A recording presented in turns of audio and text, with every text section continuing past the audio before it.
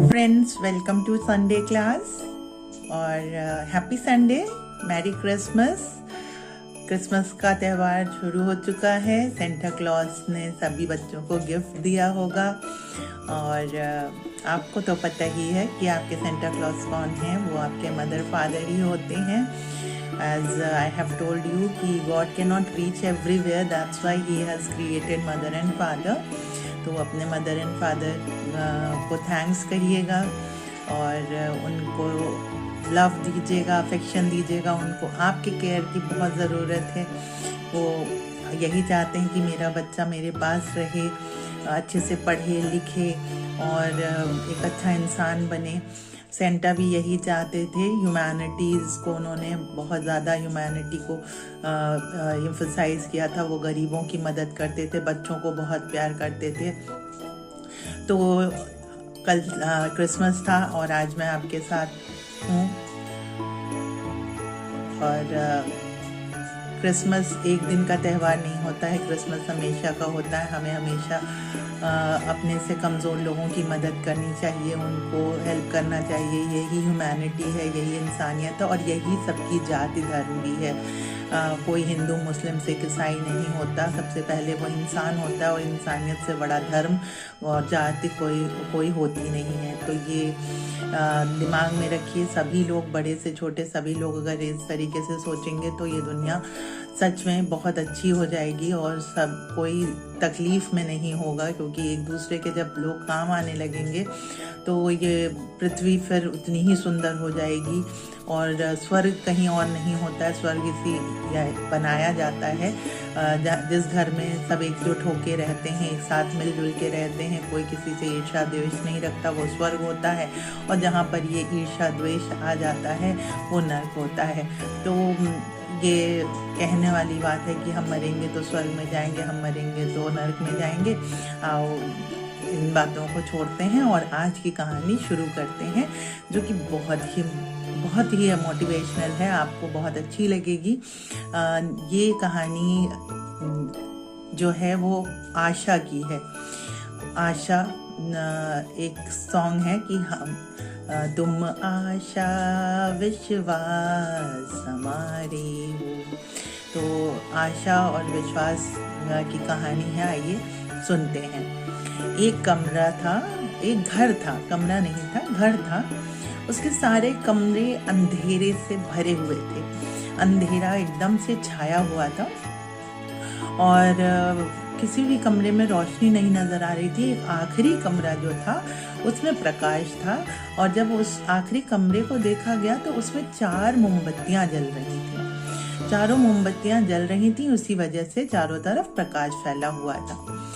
तो पहली मोमबत्ती जो है वो कहती है कि मैं शांति हूँ और मैं बहुत दुखी हूँ, इस दुनिया से बहुत दुखी हूँ।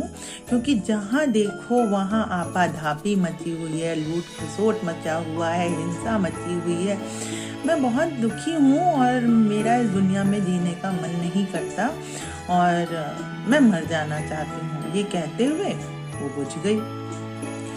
फिर दूसरी मोमबत्ती भी दुखी ही थी, तो उसने कहा मैं विश्वास हूँ और मुझे भी बहुत दुख है कि इस दुनिया में अब किसी पे विश्वास नहीं रह गया है। कोई किसी का हित नहीं चाहता है। सब एक दूसरे से नफरत करते हैं और द्वेष करते हैं, जलन भाव रखते हैं, फरेब करते हैं, तो धोखा करते हैं। तो मेरा भी इस दुनिया से क्या हो गया है, मन उठ गया है। मेरा बिल्कुल भी मन नहीं करता कि मैं इस दुनिया में रहूं और ये दुनिया मेरे जीने लायक नहीं है। क्योंकि कोई अब एक दूसरे पे विश्वास नहीं करता, तो मैं भी नहीं जीना चाहती और वो ये कह के बुझ जाती है। तीसरी मोमबत्ती जो है वो कहती है मैं प्रेम हूँ और प्रेम में मैं किसी के लिए भी पूरा जीवन जल सकती हूँ। प्रेम एक ऐसा शब्द है जो कि बच्चे से लेकर बूढ़े तक करते हैं, एक दूसरे से प्रेम करते हैं। तो वो कहती है मैं तो किसी के लिए भी जीवन भर जल सकती हूँ। अगर कोई मुझसे प्रेम करे तो। लेकिन आजकल प्रेम भाव रह नहीं गया, सिर्फ दिखावा रह गया है। लोग दिखावा करते हैं प्रेम का, लेकिन हकीकत में कोई प्रेम नहीं करते।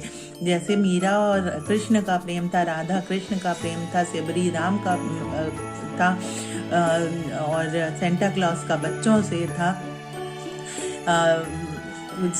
गुरु नानक साहब का था। मतलब सैकड़ों एग्जाम्पल वो देती है कि इन लोगों ने इंसानियत के लिए क्या नहीं किया, और वो प्रेम बिल्कुल अनकंडीशनल हुआ करता था, कोई लोभ नहीं हुआ करता था। तो आजकल प्रेम का अर्थ ही बदल दिया है लोगों ने, और मैं बहुत दुखी हूँ और मैं भी जीना नहीं चाहती हूँ। यह कहकर वो तीसरी मोमबत्ती भी क्या होती है, बुझ जाती है। जैसे ही वो मोमबत्ती बुझती है, उस कमरे में एक बालक आता है और बुझी हुई मोमबत्तियों को देखकर रोने लगता है। कहता है, अरे मुझे तुम सबकी ज़रूरत थी, तुम लोग एक एक करके बुझ गई हो, और मैं कैसे जीऊँगा, मेरा तो जीवन ही अंधकार हो जाएगा। और वो फूट फूट के रोने लगता है। तो चौथी मोमबत्ती उससे कहती है कि बच्चे रो नहीं, मैं आशा हूँ और मैं तुम्हारे साथ हूँ। जब तक मैं जलूंगी, जब तक मेरा जीवन है, तब तक मैं तुम्हारे साथ चलती रहूंगी। और आशा की किरण लेकर तुम कौन कौन सी मोमबत्ती, शांति, विश्वास और प्रेम को जला सकते हो। तो तुम आशा को ले लो और शांति, विश्वास और प्रेम को फिर से उजागर कर दो।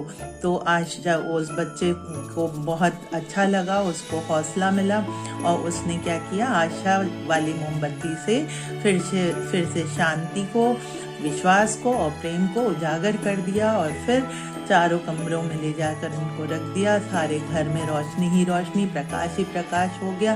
तो बच्चों, इस कहानी से यही शिक्षा मिलती है कि जब भी आप निराश हो जाइए, कभी आप हार जाइए, थक जाइए, तो आशा मत छोड़िए, आप विश्वास मत छोड़िए। क्योंकि आशा और विश्वास एक ऐसी चीज़ है, मतलब अगर आशा की किरण आपको दिख रही है तो आप आगे बढ़ते जाते हैं। कभी कभी ठंड का मौसम चल रहा है, मैं इसका एग्जाम्पल आपको देना चाहूँगी। कोहरा बहुत होता है, कभी कभी इतना कोहरा होता है कि एक घर से दूसरा घर दिखाई नहीं पड़ता। तो इसका ये मतलब तो नहीं कि रास्ता ख़त्म हो गया या कोहरे ने उसे खा लिया है। हम धीरे धीरे चलते हैं, कोहरे में कभी तेज नहीं चलते, धीरे धीरे चलते हैं, लेकिन चलते जाते हैं इस विश्वास में, इस आशा में कि हमें रास्ता मिलेगा, आगे जो है खुला आसमान मिलेगा, हम आगे अपनी मंजिल तक पहुंच पाएंगे। तो ऐसा ही है, आशा की किरण लेकर जब हम आगे बढ़ते जाते हैं तो निश्चित ही हम उस मंजिल तक पहुंच जाते हैं जिसकी हमें चाह होती है। लेकिन अगर हमारे अंदर की आशा मर गई तो समझिए उन्नति का पथ भी मर जाएगा। तो आशा के साथ आशा हम भी कर रहे हैं कि मेरी कहानियाँ हमारे बच्चों को वो इंसान बनाएंगी, वो व्यक्तित्व निखर के आएगा जिसको देखकर लोग कहेंगे कि हाँ, ये बच्चा जो है सही व्यक्तित्व वाला, मतलब एक ग्रूमिंग जिसे कहते हैं, एक परवरिश जिसे कहते हैं, उस परवरिश को आप यहाँ से पाएंगे। अपने माता पिता की बात मानेंगे, मेरी कहानियों को सुनेंगे, उसको अपने जीवन में अपनाएंगे और आशा नहीं छोड़ेंगे। अगर आज आप 60% लाए हैं तो आपको ये सोचना चाहिए कि आज मैं 60% लाने के काबिल हूँ। तो ऑब्वियस सी बात है, मेरे अंदर ये आशा की जोत जागेगी कि अगर मैं 60% ला सकता हूँ तो मैं 80% भी ला सकता हूँ। और उस आशा के साथ आप मेहनत करेंगे तो आपको सफलता ज़रूर मिलेगी। तो मेरी कहानी यही थी कि आशा को कभी मरने मत दीजिए। आशा बहुत स्ट्रांग होती है। आशा के साथ अगर हम जीते हैं, ये किसी लड़की का नाम नहीं है, लेकिन ये आशा जो है हमारे अंदर, आशा का मतलब होता है उम्मीद। उम्मीद की किरण जो है वो जगाए रखिए, और जब हमारे अंदर उम्मीद होती है तभी हम कर पाते हैं। उम्मीद है कि हम एथलीट बनेंगे, हम खिलाड़ी बनेंगे, ध्यानचंद जैसे बनेंगे, ईश्वर चंद्र विद्यासागर विवेकानंद जैसे बनेंगे, जो 0 सेशन पे बोल सकते हैं और एक नहीं 14-14 घंटे बोल सकते हैं। तो हम भी, हमारे अंदर भी वो आशा की किरण जगानी है हमें, हम जगा लेंगे तो हम भी उन महान पुरुषों जैसा कुछ कर पाएंगे। इतिहास तभी रचा जा सकेगा, वरना इतिहास खत्म हो जाएगा। अगर हमारे अंदर आशा की किरण मर जाएगी तो हम हमेशा उन्हीं पुराने लोगों को पढ़ते रह जाएंगे। तो नए लोगों को भी चाहिए कि वो इतिहास रचने की कोशिश करें। इतिहास तभी रचा जा सकता है जब आशा के साथ आगे बढ़ा जाए। तो मेरी आज की कहानी यहीं ख़त्म होती है। उम्मीद करती हूँ कि आपको पसंद आएगी, आप इसको औरों को भी सुनाएंगे और अपने अंदर भी इसे ढालेंगे। अगर आपको मेरा चैनल अच्छा लग रहा हो तो इसे प्लीज़ सब्सक्राइब करें, लोगों से कहें कि वो सब्सक्राइब करें और कमेंट ज़रूर करें। मुझे कमेंट्स बहुत अच्छे लगते हैं और आपके कमेंट्स मुझे मेहनत करने, मेरे अंदर वो आशा जगाते हैं कि मैं और कुछ अच्छा कर सकूं। मेरी एक छोटी सी ये जोत है, एक चिंगारी है, जो मैं कोशिश कर रही हूँ कि बहुत बड़ा आग पकड़े और दुनिया को एक अच्छी जगह बना सके, रहने लायक, जहाँ लड़ाई ना हो, जहाँ द्वेष ना हो, जहाँ ईर्ष्या ना हो, प्रेम हो, सिर्फ प्रेम हो और उन्नति हो। तो बस इसी उम्मीद के साथ आज की कहानी यहीं ख़त्म करती हूँ। आप स्वस्थ रहें, संपन्न रहें, समृद्ध रहें। धन्यवाद।